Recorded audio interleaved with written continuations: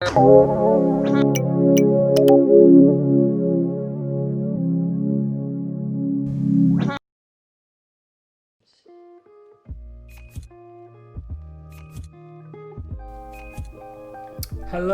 ladies and gentlemen, and welcome back to Grad Chat, the podcast where we talk to graduates from the film production course here at UCA. Today we are talking to Mike, who is a filmmaker who graduated in 2018. We talk about how he found his way into the producing side of filmmaking and his experiences post-graduation, including the creation of his own creative collective, and his experiences as a first AD, as a production assistant, and as a runner. So without further ado, here is my interview with Mike Newton.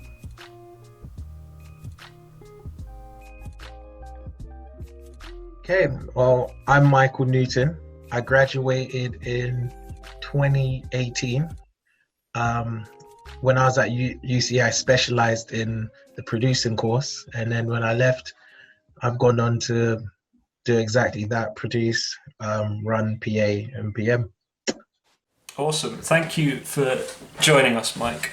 First of all, can you talk us through your experience at UCA? So you said that you specialised in producing. When you started the course, was that an interest that you knew that you wanted to go into, or did you discover it as the course went on? It's a funny thing because I came UCA wanting to do directing like everyone else and script writing, and that kind of slowly changed. I think it was year 2 when we had to pick our roles, and I went for directing, but I didn't get it. And someone offered me a role saying, "Oh, I think you'd be a good first AD," and I didn't know what AD was, so I quickly researched it, and I was like, "Yeah, I think I can do that." Briefly go over that project. My producer wasn't good, so I ended up ADing it and slightly producing it. And then I think when do you do documentary? Second year, isn't it? Second year, yeah. Yeah, so during the second year, my friend Emilio, who is a producer, he looked at me and said, "Oh, I think you'd be a good producer." And I laughed. I was like, "No way, I can't do producing." He's like, No, I think you can do it. He's like, "I'll join your group and we produce and you produce." And I remember the first thing I produced was a documentary where we went over to Ireland. And yeah, that's what started it. And then I remember Claire Boardwell, who was the ex-head of year, I went to her and asked her, which specialism should I do? Should I do the directing or the producing? And she said, I would get more money worth out of producing. And I did it, and I just learned so much. So it was just something I learned as I was taking my journey through UCA, and just actually started to love it, because it's almost like the formula of how to put things together. So that's what I really loved about it. What was your first experience producing? My first experience was the documentary to Ireland. That was the first one. That was very nerve-wracking. I mean, the first time producing, I decided to go overseas as well, but it was all right, because my friend Emilio, he produced from year 1 to year 2 all the way to year 3. So him being with me in second year, he helped me, and then there was other people around me that, like, I think they saw that I could produce and I wasn't confident at the time, so they helped me, like Brandon. So like Brandon also produced a documentary going overseas, so he helped me with those few bits and bobs of those paperwork. It was a nerve-wracking journey, like, because when you, as a producer, you're like the mother. You have to look after the whole crew. Everyone's safety is your job. Like, I remember when I was out there and my cinematographer wants to go down this shady alley with like £1,000 equipment. I'm like, no. And he's like, no, we want this. I'm like, no. So it was an interesting thing. It was nerve-wracking, but I think when I got the first one done, I personally thought that was going to be my first and last. Like, so in third year, I remember my friend Brad, he came up to me. He's like, I've written a script and I want you to produce it. And I was like, me? And he's like, yeah, I saw the documentary. I really love it. I want you. And I was like, me? I was like, there's so many producers, me. And he's like, yeah. But yeah, it was just good. It was good. I think it was the right thing for me, as it fits my personality, I think. Mm-hmm. So when you were in third year, coming towards the end of the course, did you know that that's the side of filmmaking that you wanted to go into when you graduated? So the way I looked at producing was what so I love that I tell people with UCA, and I've learned with UCA, you go there wanting to do one thing, and it doesn't change your mind. It just offers you a suggestion, and that was what producing was for me. So I didn't leave uni wanting to be a full-time producer because I still want to be a director, but now I want to be a director producer. But what it did was it suggested producing to me, and it opened up this doorway. And as I started to learn more about it, I started to get a bit more intrigued because I didn't know what it was. Like, I think like all of us people outside of film think just direct make a film. um I can't even, when people say, oh, when I tell people I'm a producer, they're like, what's that? I can't even explain what a producer is really in layman's term. Like, I just say they just put shit together really. That's the best thing I can say. But yeah, year three, I think, coming to the end of it, I knew I didn't. I don't know. I think it's as I'm in the industry, I've made up my mind I wanted to be a producer. I think leaving year three, I wasn't so sure. I was like, well, I can produce. I more wanted to be an AD when I left uni, but that's kind of changed now as I've come in the industry. You were my second AD, if I remember correctly, for Yeah, my yeah, for yeah. my graduation film as well. So when Yeah, you so you graduated, and then what were the first steps in the industry for you? Did you have any work experience while you were at uni, or was it completely fresh? Right, let's start. So so like you, I was almost I was lucky to get a job at the uni, and while I was at the uni, that's when I started to freelance. Actually, before I got the job at the uni, I went for an internship interview at this company called Electric Light Studios, Hmm. and I did one job with them. It was me and Kato, and then I never heard from them for a very long time. I still kept in contact with them, but I just never went on another job with them for a while. When I got the job at the uni and I became production coordinator on the acting course, I did a job with them. I was freelancing on and off. So when I realized the uni job was coming to an end, I decided I wanted to freelance full time. And that same company that gave me my first opportunity, ironically, was I did a shoot at Abbey Road Studio. I met this AD called Ellie, and through meeting Ellie, she took me on another shoot. Who I met one of my closest friends, Ersan, in the industry, and through me and Ersan, everything exploded. So my first few steps were just like little bits and bobs, but it's that I think getting a job at UCA helped because I could slowly. I still had like a firm ground to stand on with a salary job, and then I could just go out there and do bits and bobs. But once that ended, I just ran out there really. What do you think caught Ellie's eye? So she worked with you once, and then she gave you a call back for another job. What do you think it was that you were doing? What role were you doing when you were working with her, and what do you think? I was a runner. I was with Gabs actually. Gabs was BTS on that shoot. I think I was because I wanted to be an AD at the time, so I knew with ADs how it is as AD. So I was always in a line of sight. So because with ADs, they're not trying to look for you; they're just looking around for the first person they see. And if you're always there, they're gonna grab you. So I was always in a line of sight, always ready to do anything she wanted. Um, Even if I wasn't helping out, I would always go around on set.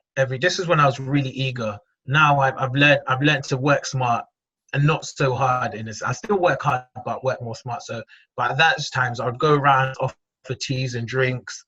Um, just be really clued up and on the ball. It's like, I don't know. It's like being. I always said people, because people said they regret their degree, but for me, I actually don't regret my degree because, I don't know, like even when I was working with you on your set, a lot of times we didn't treat it like student films. We treated it like a professional set.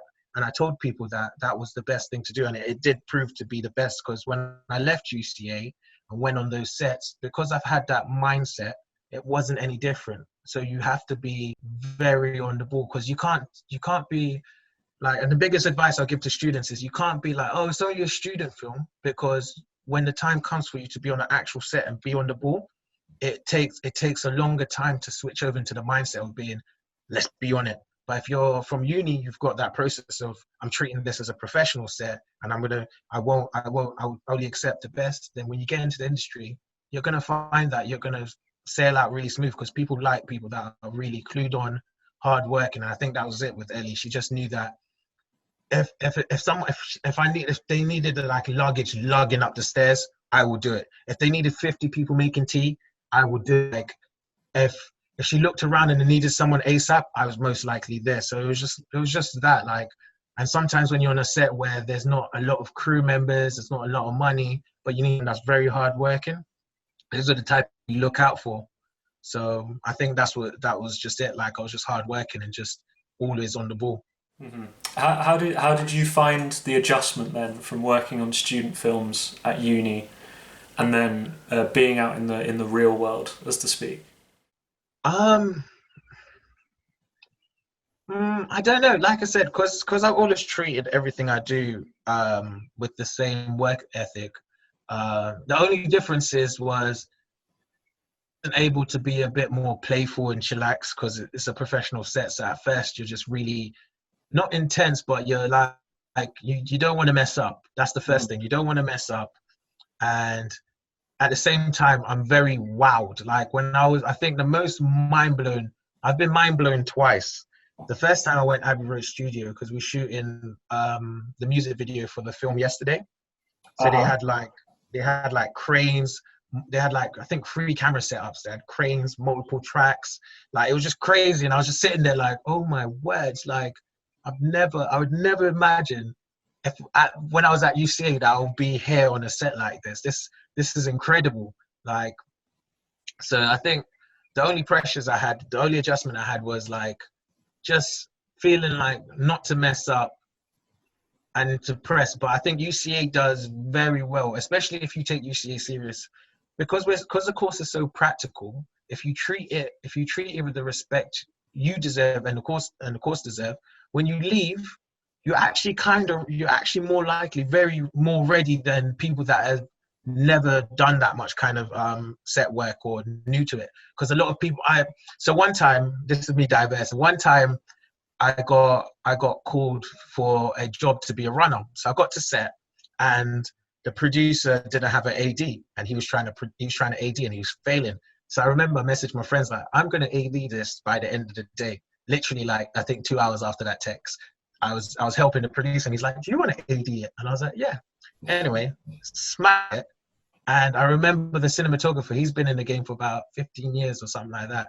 He came up to me and he's like, oh, have you AD'd a lot? And I was like, not really professionally, student films, yes, but not so much. He's like, really? He's like, I would have thought you've been doing this. You're very good. Because when I took over the project, there was like 3 hours behind, and I managed to bring it back. We only was 1 hour overtime.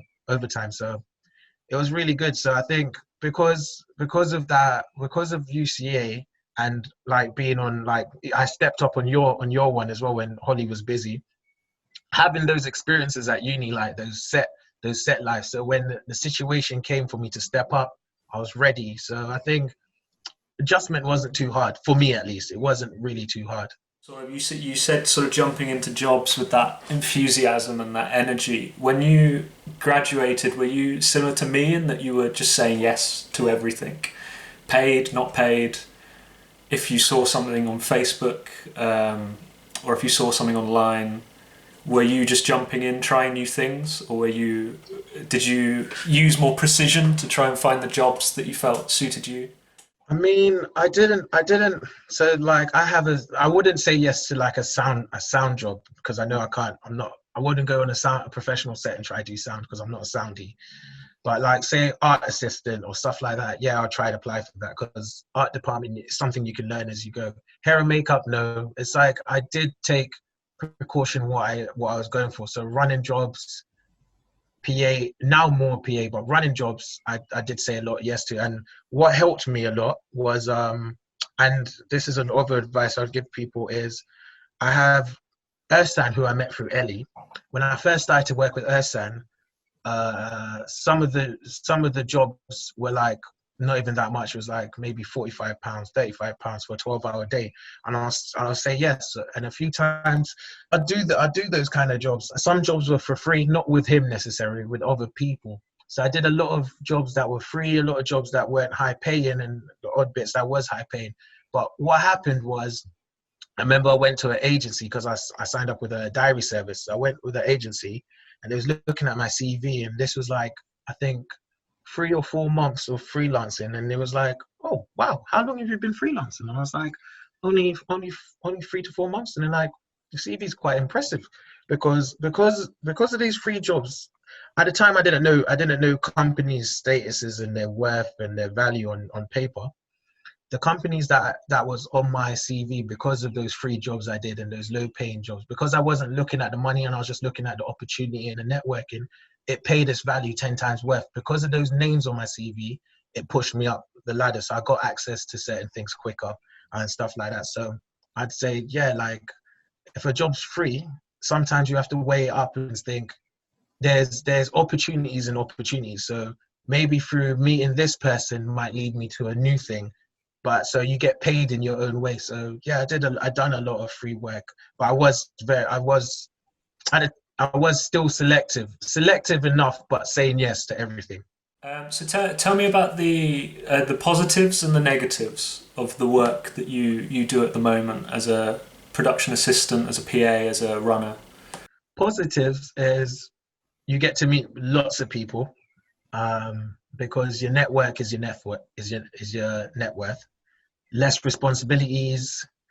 Uh, you get to watch the production a lot more. So in the morning is probably your most busy, and at the end you're really busy. Throughout the day you're doing bits and bobs, but throughout that middle bit you get to watch a lot. You get to watch all the departments. You get to work with a lot of different departments. So that's all the positives, and it's decent. It's a decent pay if you get on your APAs. It's a decent pay That's as a PA, right? as a runner. A runner's like if you get on a commercial or a nice actual paying job, it's like normally £100 a day. So it's good. Um, the negatives of being a runner is you're going to be asked to do a lot of crappy jobs. Someone might ask you to clear out the toilet, like say like I don't know. There's lots of rubbish in a room, or they need that toilet for the scene, and there's no cleaner. They might ask you to clean it. Like you have to consistently make tea for people. Uh, you might get shouted at. Nothing personal, but you just might get shouted at. There's not many negatives of being a runner. Like run is really it's down to you. It's quite an easy job. You just have to be. Yeah, I didn't see much negatives from it. It gets actually for me after doing it for a long while. It's really hard and it's really mundane. It gets boring, and eventually like that's why I wanted to move up to a PA. A PA is like you're still a runner, but you're like going from like a floor assistant to a supervisor basically. That's the equivalent of a PA. So you're most likely not going to be asked to clean the toilet and make tea, but you should still make tea as a PA. If you have loads of runners, then you don't have to do it really. The positives of being a PA is you get to work closer with the producer PM, if that's where you want to go into logistics sides. So you get to work closer with them. You get to be in-house, which is really good. So you get to meet different people coming in-house, like new directors, marketers, like lots of different people. So you get to say hi, show your face. You learn anything the PM and the producer can't do, it gets delegated to you. So you get a lot of hands-on situation where you're phoning up people, emailing people, and you have to keep that data and transfer it back to the people ahead of you. And technically you get a bit more responsibility. You're in charge. You can be, as a PE, you can be in charge of the runner team, and you and the ADs are almost on level footing. It comes with a lot more respect. The negatives of being a PA, same thing as a runner, really. After a while, Just the jobs are just slightly less. yeah, You know, they're a slight yeah, grade above. yeah. Like I don't know. As a PA, I don't know. It's the same thing. There's no, for me, because I'm very positive. When I'm on film set, I really love it. So I rarely find any negatives in it. Like as a PA, I think the only thing I'll say is if you work your way up as a PA, don't let you anywhere in your ego, don't let your ego get in front of you. So I think that's the only negatives I'll put on both jobs, like your ego. Your ego can be your downfall, and especially early doors as a runner or a PA. If you feel like you're better than certain things and you don't want to do it, then people won't call up on you again. So I don't really have much negatives to say about those two roles. Producer, PM, negatives. It can be stressful as hell. No social time. Actually, as a PA, you have no social time. I remember when I was PAing for the Miss job. I remember I left the office at like 11, 12. Got home. No, that's a lie. Left the office at like 12. Got home at like 3 and had to get up by 4. No, got home by 2. Had to get up by 4 to get to set by 5, 6. So sometimes no sleep, no sociable hours. But that's that's the only negative. But there's too much positives to worry about that. So you say you have a very positive outlook Yeah. to the job, and I've seen firsthand that you bring that to your role. How do you keep that? How do you keep that up? Good question. There's some days where it does get. You know what it is? It's like times like now during COVID where I'm working at Tesco and I hate this job. And when I'm on set, I think I tell myself every time, no matter how bad it gets, I'm like, it's better than retail. It's better than sitting at somewhere you don't want to do. Like you're actually getting paid to be a creative. You're actually getting paid to go travel up to Grimsby, go up to Liverpool. You're actually getting paid to just drive around sometimes. You just enjoy this moment, because when I do get to the level I want, maybe producer, director, it won't be so relaxing and simple as a PA.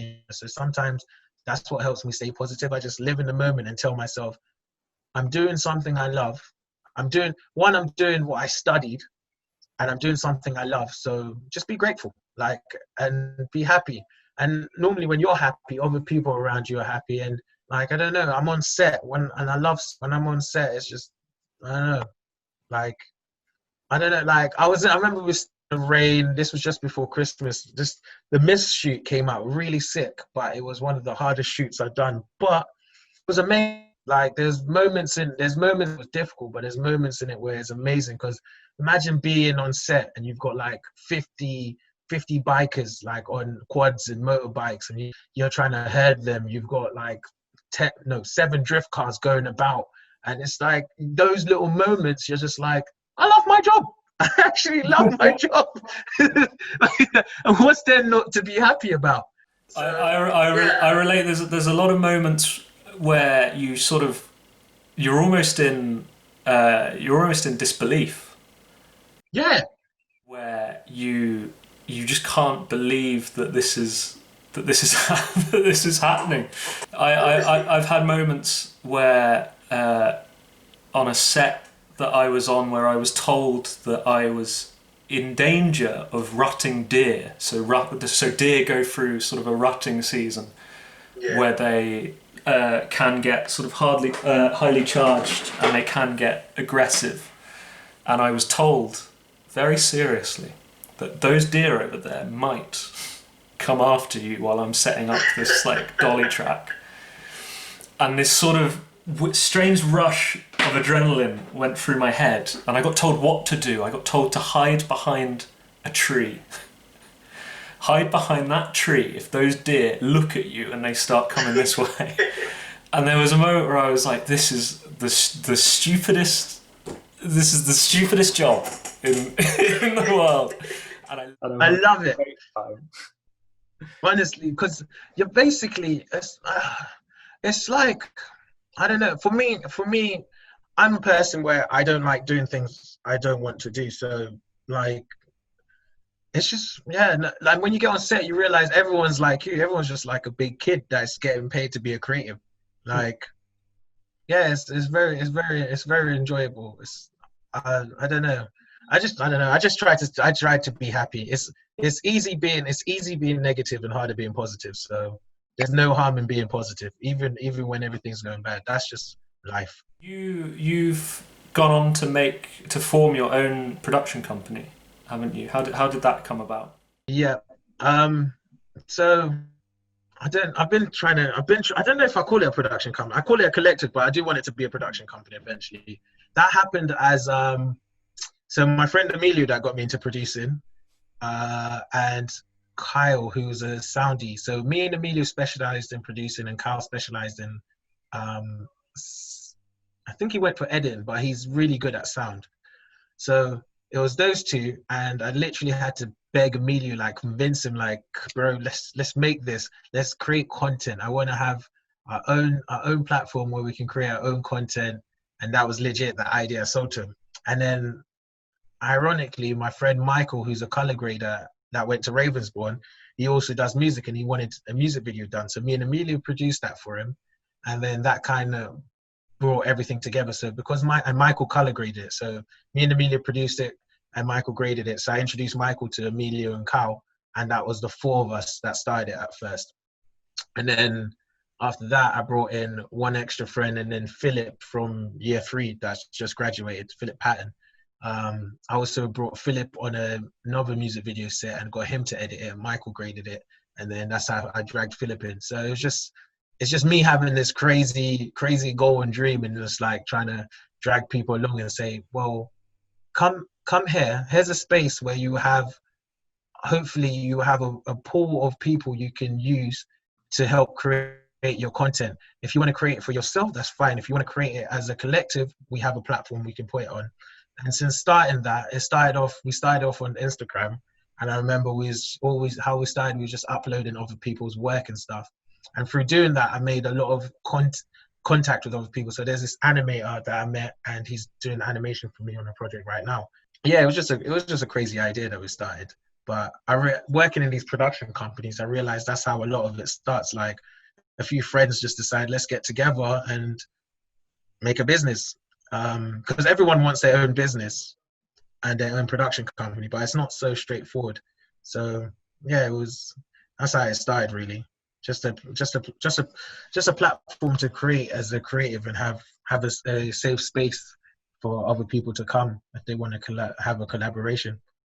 So my next question is quite a big one that sort of follows on from that. What's the next step for you? What do you see in your future working in the industry? So you've mentioned aspirations of directing. You've mentioned aspirations of producing and directing your own work, I presume. You have your collective on the side that you want to grow into a production company. Where do you see I don't want to use the stereotypical where do you see yourself in 5 years, but I always but funny enough, that's how I've always looked at life. I always look at life as a 5-year plan, a 10-year plan. So I'm always doing things knowing that what it is today won't be what it is in 5 years. It might become bigger. Like you started uni, it was a 3-year process, and you got there in the end. So like even the production company, I started it a year ago now. A year ago, I didn't have the amount of followers we had. We wasn't producing our own content. So in 5 years' time, where I'd want my collective to be is we would have multiple web series coming out. We would have a solid fan base of maybe 1,000 followers at least. And in 5 years' time, hopefully, I'll be a solid 5 PM in the industry, because it takes patience. I have to teach myself. That's the biggest thing I have to teach myself: patience, because I really want things straight away. But you have to have patience that these things take time. So hopefully, in 5 years' time, I'm a PM, at least, like a solid PM. Awesome. And the last question: what advice can you give to not just the third years and the master's students graduating, but also to the students in year 1 going into second year, and the students going from second year to third year? So, overall advice I give to the year 1s and 2 is don't. And it sounds, when lecturers came in and said, "Oh my God, I wish I was in uni now because I'll just direct." I understand what they mean, and it's so hard to understand until you leave. But literally, forget people's opinions. In uni, you can make the most mistakes because you're not wasting anyone's money but yours, in a sense. Like, you can make mistakes. If you make mistakes in a professional industry with like a 10K budget, you're probably not going to get another shoot again for a while. So it's better to take, even if you want to be a producer or a soundie, but you have interest in that, do it. Just direct, even if it comes out crap, but it doesn't matter, because at the end of the day, most of the things you even make in year 3, you don't really use it when you come out here. You make new things and build a new portfolio. What uni is almost the training ground for you, and when I left, I learned that. Obviously, I did use uni to my fullest extent, but I wish I did direct when I was at uni.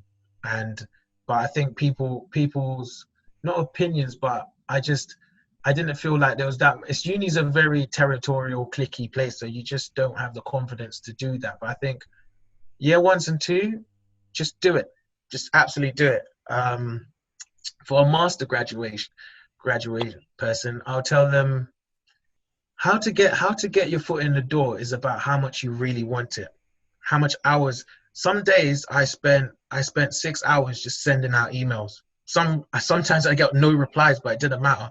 Sending out emails, and it's not like getting a list of people and sending that one email to those people, because when people see that they don't like it, it means you put no thought into it. So even if you have to open up lots of different windows and then copy and paste the message over and tailor it a little bit, do that. But you have to be really eager when you leave as third year. If you really want it, there's websites like The Knowledge, Instagram. You can go on so many different companies and find a list of credits and find people. Message them like, have you got an email? I can email over CV. Work for free. Internship. Say, is there? Companies love people coming in as intern. Love it, and that's how you build a relationship, face-to-face relationship. Go message people, ex-students, like even me. If someone message me, and the thing is, if someone gives you a job, value it. People have asked me for work and I've suggested them to someone, and then they pulled out last minute. One, it makes you look really bad, probably never going to get hired again, but also it makes me look bad because I suggest you and I was like, yeah, this person's good. So when you get offered, when you ask for something and someone give it to you, if you're going to cancel, give notice. Don't cancel the morning before, or give someone at least 24-hour notice, or 48 preferably, not 24. So I think third year is scary when you leave, but just be really eager and don't feel upset about your progression. Like, everything takes time. Like, some people, when they leave uni, they might get a job at Channel 4 straight away. Some people might be killing it in the first few months, and you're sitting there thinking, what's going on with myself? But just be patient, work hard, and keep trying. That's all I say for third years, because it's really scary out there. It's a very competitive industry, but as time goes on, people move down from positions, and the same people I'm running with today and PAing with might become producers in the next couple of years. So yeah, just be very persistent. That's all I can say.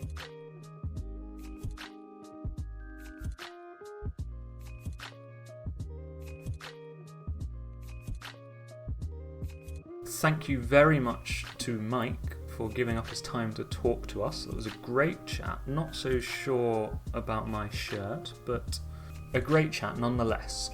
If you want to send me an email, if you want to send me some lo-fi beats, send me an email to andrew.newman@uca.ac.uk.